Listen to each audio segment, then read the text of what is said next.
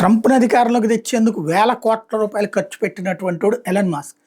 చివరికి ఇప్పుడు ట్రంప్ తీసుకున్న నిర్ణయాలతో వ్యాపార వ్యవస్థలు నాశనం అయిపోతున్నాయి అంటూ తనే ఆగ్రహం వ్యక్తం చేస్తున్నటువంటి అంశం వెలుగులోకి వచ్చింది. ట్రంప్ తాజాగా తీసుకొచ్చిన పన్నులు వ్యయాల బిల్లును తీవ్రంగా తప్పుపట్టారు. $1 ట్రిలియన్ మేర పన్నులు చేయకుండా నిలిపివేయడం, రక్షణ రంగంపై వ్యయాన్ని భారీగా పెంచాలని ట్రంప్ నిర్ణయించడం సరైంది కాదని కుండబద్దలు కొట్టారు. మంగళవారం రాత్రి ఇంటర్వ్యూలో ఎలన్ మాస్క్ మాట్లాడారు. బిగ్ బ్యూటిఫుల్ అంటూ ట్రంప్ చెప్తున్న బిల్లు గొప్ప బిల్లుగా తాను భావించడం లేదన్నారు. అది చాలా పెద్దది లేదా అందమైందని తాను ఎంత మాత్రం అనుకోవడం లేదని తేల్చి చెప్పారు. గత ఏడాది జరిగిన అమెరికా అధ్యక్ష ఎన్నికల్లో ట్రంప్కి ఎలన్ మాస్క్ బహిరంగ మద్దతు ఇవ్వడం, అంతేకాకుండా భారీగా ఆర్థిక సాయం కూడా అందించారు. ఇద్దరు కలిసి ఎన్నికల ప్రచారంలో కూడా పాల్గొన్నారు. ట్రంప్ అధ్యక్షుడిగా ఎన్నికైన తర్వాత ఎలన్ మాస్క్ అధిక ప్రాధాన్యం కూడా ఇచ్చారు.